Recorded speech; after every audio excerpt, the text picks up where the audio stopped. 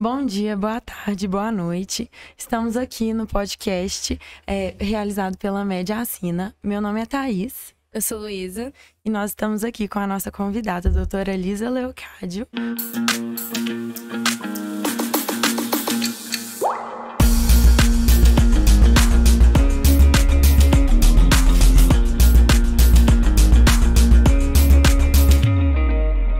Por favor, Lisa, se você pudesse apresentar para nós. Claro. Obrigada, gente, pelo convite de estar aqui com vocês hoje. Estou muito feliz por essa oportunidade. Meu nome é Lisa, como vocês já falaram, eu sou psiquiatra, eu terminei minha residência de psiquiatria esse ano pelo Raul Soares, em Belo Horizonte, e eu iniciei meu R4 em psicoterapia no Instituto de Psiquiatria da USP, lá de São Paulo. Além disso, eu também sou fundadora da comunidade R0, que é uma comunidade para acadêmicos de medicina e médicos recém-formados, mais voltado para ajudá-los na escolha da especialidade, na escolha do serviço da residência médica. E eu sempre costumo dizer, né, que eu sou um tanto de coisa a mais também, né? Filha, namorada, amiga. E eu sempre falo, eu espero que todos vocês também sejam muitas coisas a mais e não se resumam só ao currículo. Mas muito obrigada pela oportunidade de estar aqui com vocês hoje. É um prazer receber você aqui. Você deu uma palestra sensacional sobre saúde mental, né, sobre o autocuidado aqui no meio médico e falou um pouco sobre os 5 pilares da saúde mental. Queria saber de você como que você aborda esse tema assim, no consultório, como que você aborda esse autocuidado com os estudantes de medicina mesmo, com os médicos recém-formados, como que aborda isso no consultório, esses pilares? Sim. Realmente é desafiador, principalmente no início. Eu costumo sempre falar que, às vezes, quando o paciente chega, né, eu atendo muito acadêmico de medicina, muito médico recém-formado ali no início da residência, e normalmente, quando o paciente toma a decisão de procurar o psiquiatra, a casa tá pegando fogo. Então, a gente não tem nem muito espaço para falar em promoção de saúde mental. A gente primeiro visa apagar o fogo. E aí, depois, quando as coisas já estão mais estáveis, os sintomas já deram uma remitida, a gente começa a conversar sobre essas coisas, que são fundamentais. Como eu disse lá na palestra, né, a gente já tem ciência por trás disso, mostrando a importância disso tudo. E eu abordo tal como eu abordo o medicamento. É muito engraçado, assim, porque atividade física, não faço, não tenho tempo, não. Eu paro um tempo da consulta para falar, o que você gosta de fazer? Como que tá a sua rotina? O que você faz tal hora? Não, acordo, vou para residência 7, termino 7 da noite, realmente, tá pesadíssimo. E aí a gente vai tentando juntos chegar a uma decisão e eu prescrevo. Igual esse Talopram 10 miligramas, eu prescrevo. Ó, a gente tá fazendo um combinado. Então eu consigo fazer 5 vezes por semana. Não, você faz 0, a gente vai aumentar para 2. Daqui a um mês a gente vai conversar e a gente vai ver se você conseguiu, quais foram as suas dificuldades. Sono, alimentação, a mesma coisa. E assim, é fundamental ter uma parceria, né? Então, assim, eu tenho uma nutri de confiança que pensa tal como eu penso, que não dá para ser radical demais, que não é cortar tudo, isso também é adoecedor. Então, a gente vai fazendo essas parcerias para tentar ajudar da melhor maneira possível. Então, é mais ou menos assim que eu conduzo por lá. Sim, claro. É porque às vezes parece que igual os 5 pilares, atividade física, alimentação saudável, ainda mais no meio médico, parece que é uma coisa que todo mundo deveria seguir, já está seguindo. Mas a gente sabe que nossa rotina, assim, como estudante, como médica, ou recém-formados também, é muito corrida. Então, às vezes, a pessoa deixa isso de lado, mesmo sabendo que aquilo faz bem para ela, que aquilo vai ser bom para a saúde mental dela, vai auxiliar. Então, eu imagino que seja realmente um desafio. E abordar isso no consultório é muito importante, com uma rede de apoio, igual você falou, né? E assim, eu falo quase como eu entendo realmente, assim. Quando eu entrei na faculdade, eu tinha uma visão totalmente diferente da visão que eu tenho hoje. Eu era a acadêmica bitolada, que achava que eu tinha que largar a mão de tudo para conseguir estudar, fazer todas as monitorias que existiam, todas as pesquisas, e eu abri mão de muita coisa ao longo da faculdade. E isso, de certa forma, foi adoecedor. E adoecedor não só do ponto de vista psíquico, de ter uma depressão, uma ansiedade, nada disso. Mas eu digo assim, Eu lembro quando chegou no 4º período da faculdade, lá na PUC a gente tem essa mudança de ciclo do 4º para o 5º, aí tem a festa e tal. E assim, eu era a que sentava na primeira cadeira, toda quadradinha, fazia as coisas sempre do mesmo jeito. E aí eles passaram umas fotos nessa festa e eu não tava em quase nenhuma foto, porque eu não tinha participado de quase nada. E eu falei, caramba, já se passaram 2 anos da faculdade e se continuar desse jeito, a faculdade vai passar por mim. Eu não vou passar por isso. E aí foi nesse dia que eu meio que dei uma virada de chave. E durante muito tempo eu achei que eu tava deixando de estudar para, sei lá, ir numa festa da faculdade, ou deixando de estudar para fazer atividade física. Mas com o tempo eu fui vendo que isso me ajudava, inclusive, a ter um desempenho melhor. E eu achava que não, que isso era tudo perda de tempo. Então, assim, eu basei um pouco também nessa experiência que eu tive. E, claro, existem infinitas limitações. Tem uma paciente minha que é R1 e ela é super da atividade física e tal. Eu falei, fulana, no R1, às vezes, a gente precisa sobreviver. Não dá pra também, né? Uma coisa de cada vez, né? Exatamente. Então, assim, é o que eu falei um pouquinho na palestra, né? Cada pessoa, cada história, a gente tem que ter cuidado na hora de abordar essas coisas. Isso. E pegando um pouco o gancho do que você e do que a Luísa falaram também, eu lembrei muito do que você falou na palestra sobre motivação intrínseca e motivação extrínseca, né? Então, eu acredito muito que nessa hora que você viu as fotos lá, de você ausente, né, naqueles momentos, foi a sua motivação intrínseca de, assim, eu quero estar presente, né? Eu quero fazer parte, mas a gente tem que ter consciência de que, igual você falou, a gente não vai dar conta de tudo, né? Então, são escolhas e temos que estar ciente que, assim, tá tudo bem a gente escolher ir pra festa também e abrir mão um dia de estudar. Você não vai ser um médico ruim por isso, ou vai tirar notas ruins por isso, né? E nisso eu queria fazer um gancho com uma pergunta para você sobre como é que você acha que, considerando essas duas motivações, na verdade seriam dicas assim para nós acadêmicos e para até profissionais da área já formados, para poder administrar isso melhor, sabe? Para poder ter um equilíbrio, na verdade, entre o lazer e a vida, para realmente não abrir mão, não precisar de abrir mão, isso. É a pergunta de $1 milhão. Né? Mas, assim, realmente é muito difícil, né? A gente Todo sabe... mundo quer saber, né? É muito difícil. E, assim, não existe uma resposta única para isso. E eu acho, assim, que, beleza, tem gente que funciona muito bem numa pressão gigantesca e eu vou fazer e sei lá o quê. E funciona bem desse jeito. E eu vou largar, não vou sair, porque eu vou me dedicar 10 anos da minha vida só a isso. E tudo bem, se isso fizer sentido pra pessoa, no íntimo dela, tudo bem. Mas, por exemplo, eu, Lisa, percebi que isso não fazia sentido pra mim. Naquele dia que eu vi que eu queria viver a faculdade, eu queria estar com aquelas pessoas, eu estava roubando de mim mesma essa possibilidade, eu pensei, talvez não seja isso que faça sentido pra mim, talvez seja um outro caminho. Então, assim, é a gente ficar atento mesmo ao que a gente sente, ao que a gente pensa, porque a gente entra num modo automático e eu acho muito perigoso o que a gente vê hoje em dia, que é certeza. Todo mundo tá fazendo muito o tempo inteiro e, gente, não, calma. Sabe? Não é bem assim. Tem vários aspectos da vida que a gente tem que levar em consideração, sabe? Senão, daqui ao tempo, alguém morre, você não pôde conviver com essa pessoa, a vida não tá esperando. Só que é o que eu disse lá na apresentação. A vida exige muito e requer da gente disciplina, determinação e etc. Não é pra não fazer nada disso. Colocar na balança, né? Aquele momento, o que seria mais importante pra mim e pro meu objetivo também, né? Exatamente. Assim, se eu consigo sair agora com os meus amigos e manter o meu compromisso amanhã. Eu tenho que colocar isso na balança. E eu acho que, não sei se foi o contexto da pandemia, mas de uns tempos pra cá eu vejo que tá todo mundo, assim, querendo fazer tudo e sendo todo mundo proativo, vai na academia, quer estudar demais. E às vezes eu acho que isso vai influenciando as pessoas positivamente, né? Todo mundo querendo ser dedicado, mas ao mesmo tempo gera uma cobrança nos outros também. Tipo, nossa, aquela pessoa consegue ir na academia todos os dias e ainda estuda e faz não sei o quê. Por que eu não consigo fazer isso?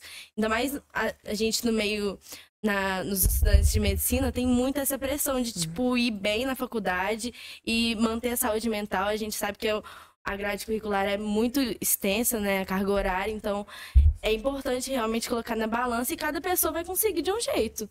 Sim, se eu consigo sair hoje ou não, ou se, igual você falou, eu trabalho bem sob pressão, cada pessoa vai conseguir conduzir da melhor forma. E eu acho que a rede de apoio que você falou também na palestra é muito importante.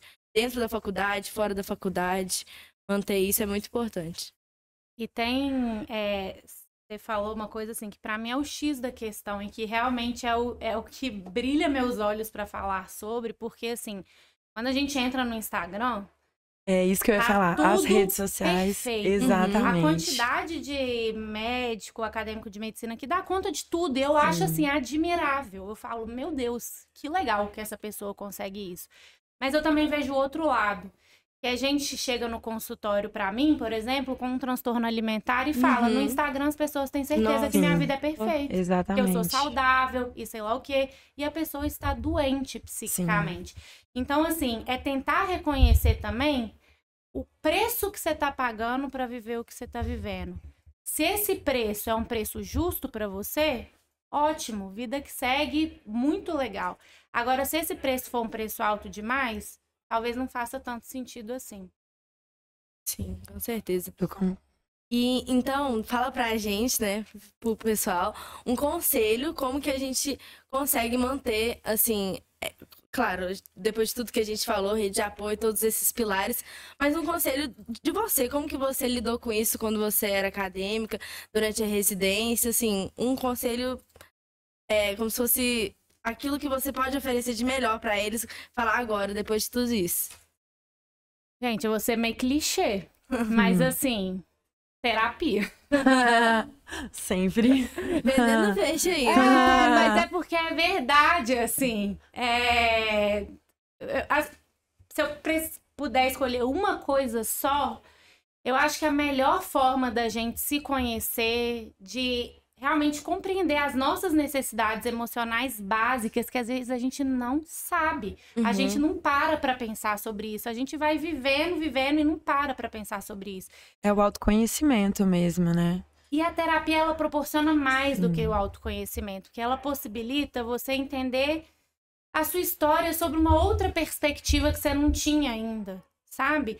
Muito do que aconteceu, traumas, vivências com a sua família, a maneira que o sistema familiar funciona, tudo isso impacta em quem a gente é hoje. Então, assim, eu acho... E ajuda também, né, a entender o porquê que eu falei tanto na palestra, que a gente faz o que a gente faz. Tentar entender essas coisas, com o tempo a gente vai percebendo que, de alguma forma, o nosso propósito é o que molda.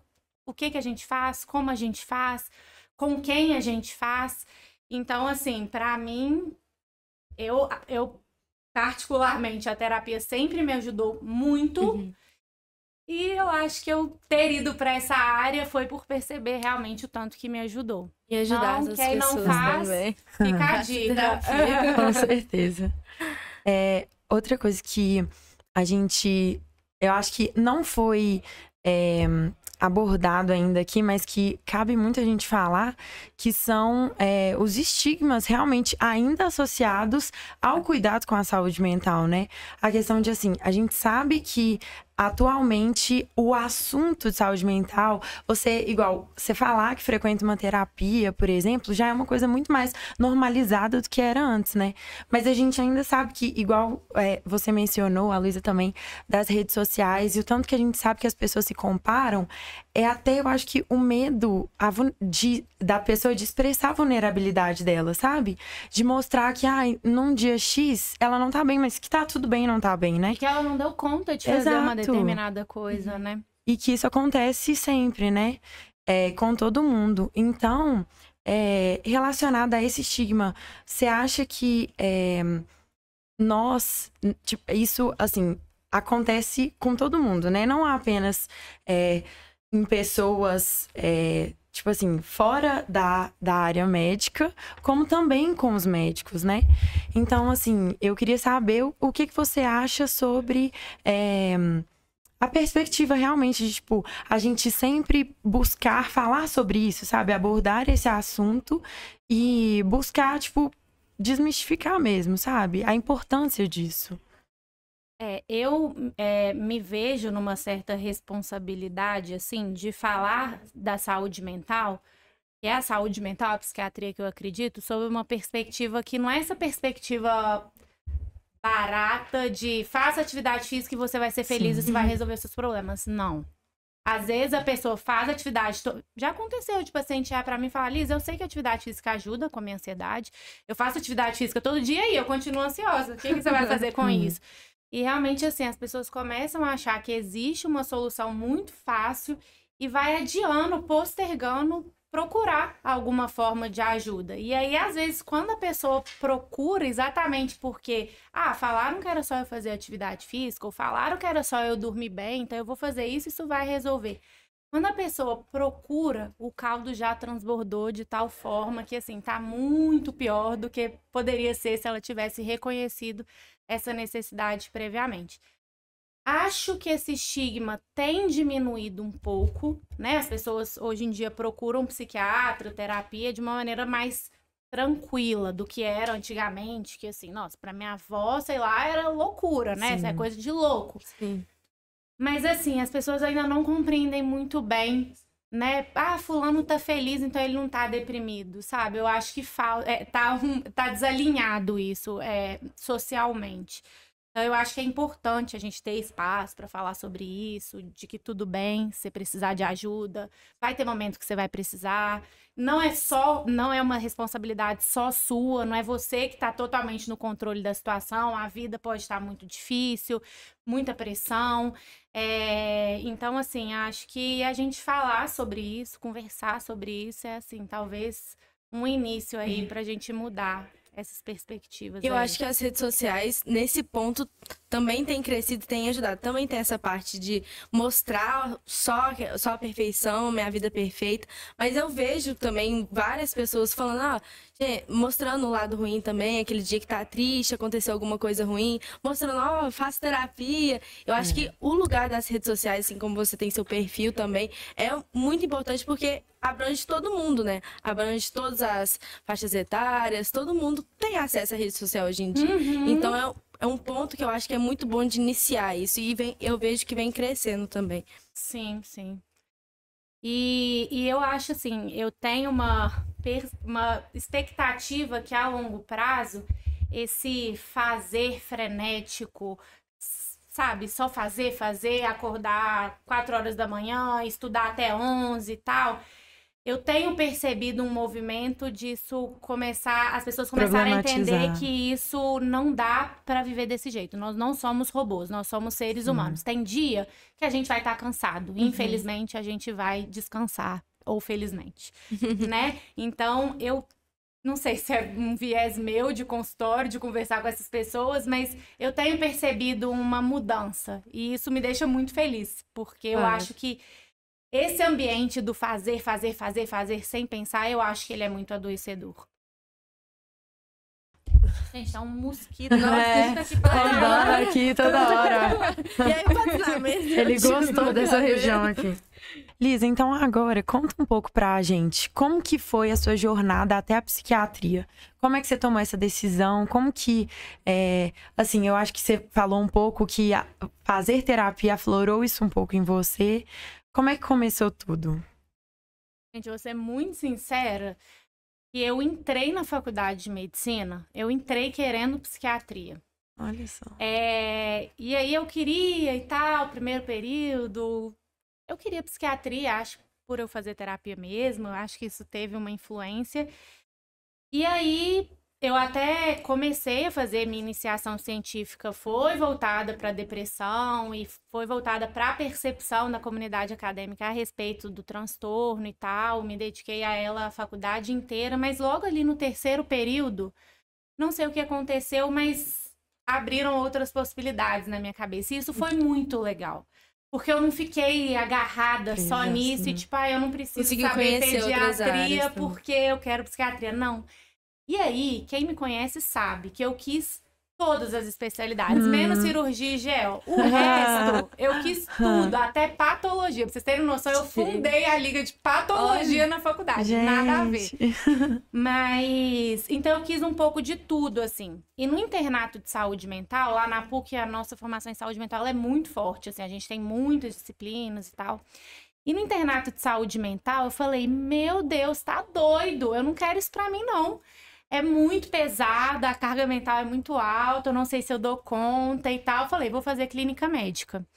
E aí comecei a procurar dentro da clínica alguma especialidade que me possibilitasse acompanhar o paciente longitudinalmente, que o paciente tivesse um contato próximo comigo, que levasse em consideração aspectos de estilo de vida e etc.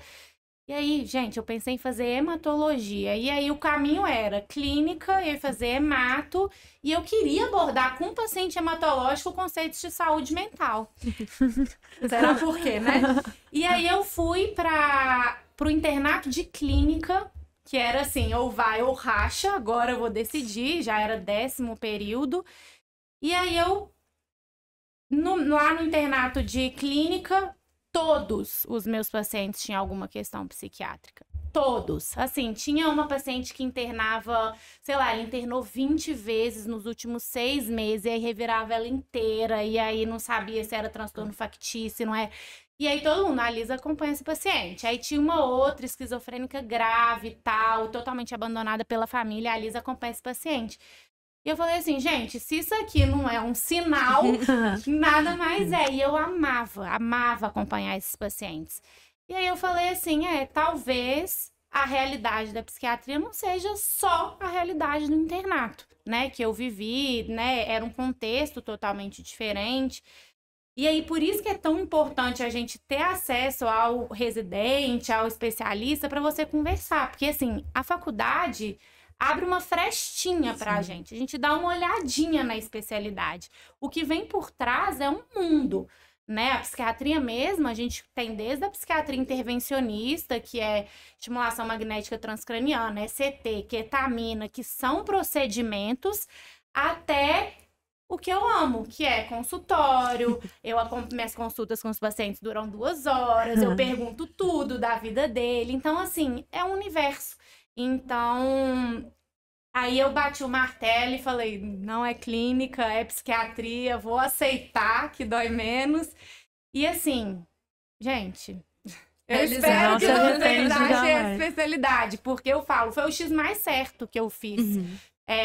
Em vários aspectos, pelas possibilidades que me deu, eu acho que assim, até mesmo o R0 veio muito do que eu vivi na psiquiatria, o meu gostar de histórias, de gente, de estar conectada com pessoas. Então, eu acho assim, para mim foi algo que realmente fez muito sentido aí com o que eu buscava como especialista. Eu acho que essa questão da residência, da especialidade que a gente vai seguir, é um ponto assim, que você fica os 6 anos pensando naquilo, aflito, o que eu vou fazer, será que eu vou me encontrar? Porque assim, são muitos anos e depois você estuda mais, será que é isso mesmo que eu quero? E eu acho que isso é um ponto muito... Eu, por exemplo, no 6º período, eu já pensei em várias coisas. Confesso que clínica e psiquiatria não me cativaram muito, não. Mas assim, tô aberta a conhecer, igual você falou, que fundou a liga de patologia na faculdade. E o mais importante é tudo bem você não saber, sabe? Sim. Teve amiga minha que na prova de residência tentou clínica, pediatria e neuro e falou, vamos ver o que vai dar. E aí quando ela passou, e ela passou e ela falou, beleza, agora eu vou ter que escolher. E assim, hoje, pra mim é uma neurologista excepcional, sabe? Faz todo sentido pra ela, mas faz parte a gente ficar com dúvida, porque assim, medicina tem muitas possibilidades. E eu acho que é importante realmente ter contato na vida real com essas especialidades. E até entrar muito bitolado, né? Se você entra muito bitolado pensando em uma especialidade, só isso, você se fecha. Fala que muda, E, assim, às vezes você perde a oportunidade de conhecer outras áreas que você gostaria mais, né? E às vezes você vem moldado igual a gente falou, né? Por uma motivação totalmente extrínseca, tipo, meu pai é oftalmo, meu avô é oftalmo, minha mãe é oftalmo, minha irmã é oftalmo, todo mundo é oftalmo, você é oftalmo, tipo, você nem se abre a possibilidade de pensar. E assim, deve ser difícil, eu entendo, porque deve ser difícil você falar, não, vou fazer outra coisa. Mas assim, será? Pode ser que você tenha um motivo real seu para escolher aquela especialidade, mas talvez não. Sim. Né? E é importante isso realmente conhecer. Igual você falou que a faculdade, ela te mostra uma frestinha ali das especialidades. Não só assim, igual saúde mental, você vê lá no ambulatório certas coisas, e aquilo você viu uma parte da psiquiatria. Mas mesmo dentro da faculdade, tem muitas especialidades que a gente nem conhece, que assim, que nem sei que dentro de tal área que eu nem sei que existe. E é importante realmente ter contato com isso, buscar, igual aqui no congresso, fazer networking.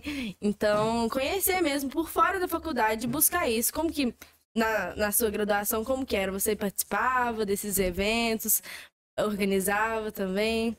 Gente, eu era ratinha desses eventos. Realmente eu gostava muito, assim. Eu falei um pouco, né, daquela virada de chave ali do 4º pro 5º período. Aí eu virei a pessoa que queria fazer um pouco de tudo, assim.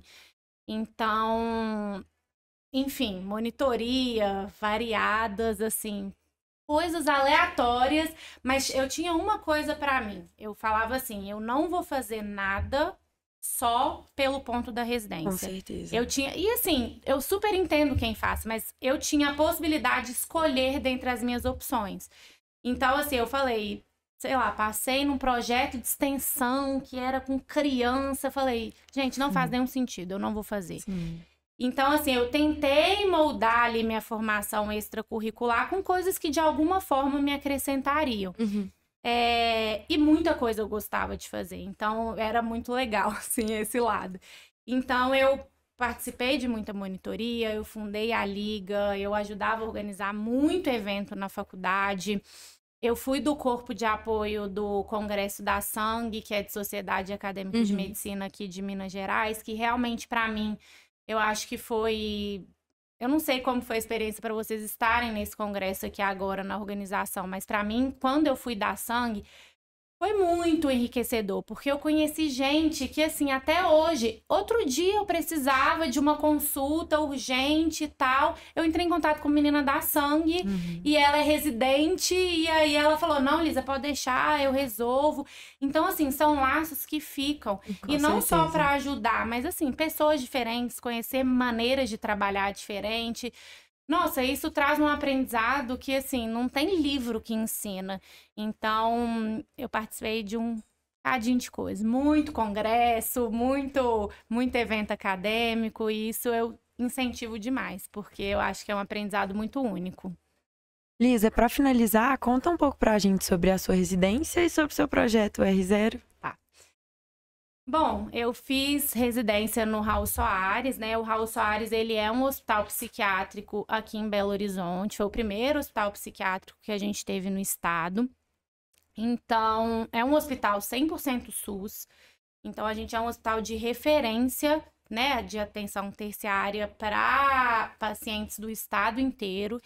Então, quando eu falo que o Raul Soares é uma escola, é porque é mesmo. A gente tem uma riqueza de casos, uma quantidade de casos, assim, bastante significativa.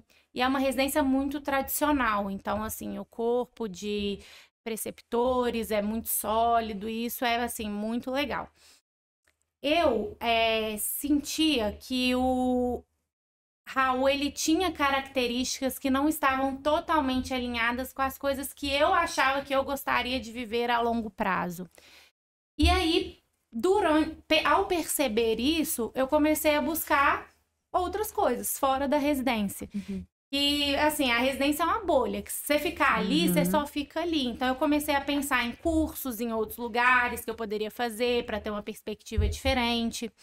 E aí, foi nesse movimento que eu pensei no R0, porque assim, vocês estão meio longe ainda das provas de residência, então vocês não têm noção de como que é, mas assim, quando eu fiz residência, a gente fez o PSU ali, o Raul ainda era PSU, aí saem as notas.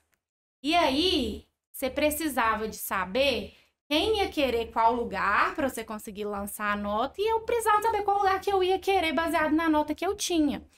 E aí a gente começava desesperadamente a mandar mensagem para todas as pessoas, tipo, você conhece fulano que faz residência no Raul, você conhece ciclano que faz residência no Odilon?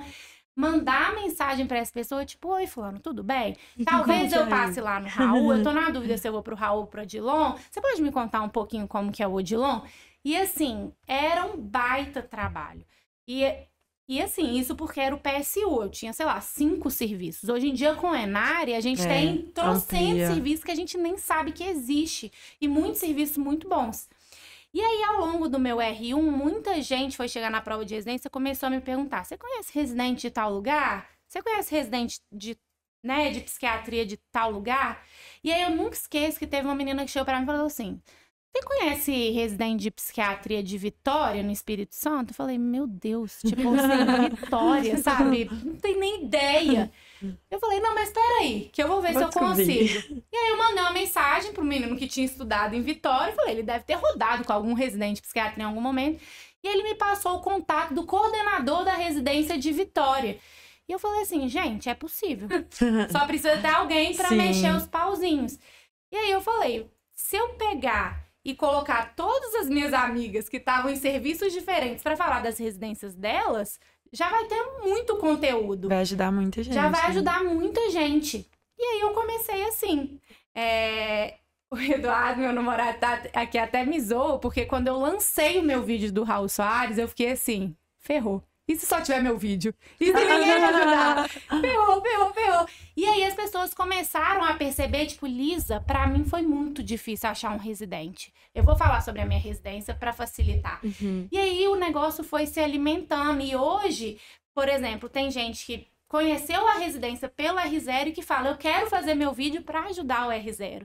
Então, assim, foi mais ou menos nesse flow aí que as coisas foram acontecendo. E hoje a gente tem, né, mais de 15 mil pessoas lá na página, muito vídeo de muita residência, de todos os lugares do país, não é só aqui em Minas, não é só em São Paulo, realmente tem de todos os lugares.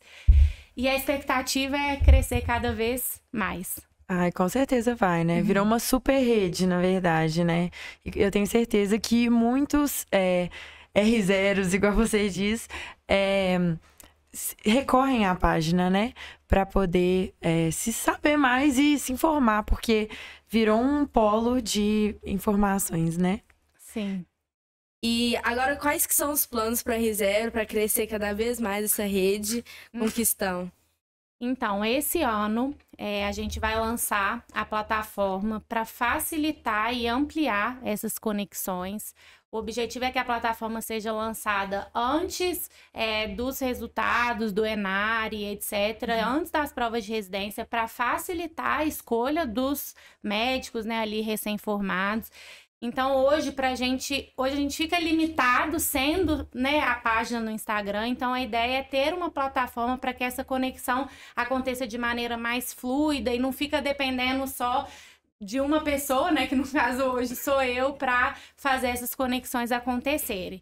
Então, fica aí a dica, acompanhe a nossa página, que é ERREZERO, R0. E todo mundo seguindo no Instagram, gente, ali novidade. Passa seu Instagram também. Meu Instagram é Lisa com Z, P Leocádio. Eu tô sempre compartilhando, tanto no R0, a gente tá sempre compartilhando lá a rotina dos residentes, etc. Sempre tirando dúvidas de vocês. Então, sintam-se muito à vontade. E no meu Instagram também eu tô à disposição para conversar, tento responder todo mundo que manda mensagem lá, porque para mim realmente é um prazer imenso poder contribuir. Muito obrigada, Lisa, muito obrigada, pela sua presença, Lisa, pela sua palestra. Foi Sim. muito importante aqui pro Congresso. Espero que, assim, nas próximas edições, se Deus quiser, vai vir você esteja aqui de novo, né? Vai ser uma honra, tal como foi dessa vez. Muito obrigada. Obrigada a vocês, gente.